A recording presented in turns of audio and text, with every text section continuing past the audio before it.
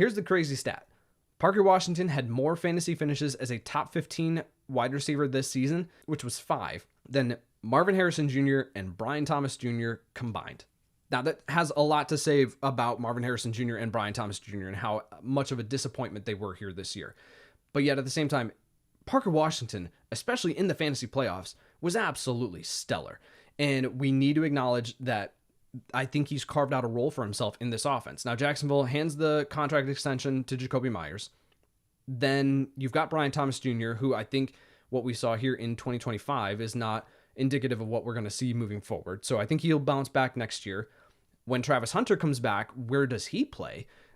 Is that going to be the slot wide receiver role, or now do they look at this offense and see how well all these players played together and say, I think we can put Travis Hunter back at corner, full-time corner, sprinkle him in some plays on offense. That's, I think, the most likely outcome.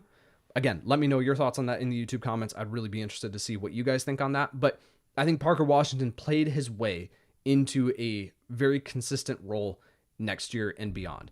Now, he's in his contract year. Based on how much money Jacksonville has sunk into the wide receiver position, I don't know if he necessarily re-signs with Jacksonville in 2027. So he could hit the free agent market, really carve out a really nice role for himself in another offense that doesn't have as many question marks.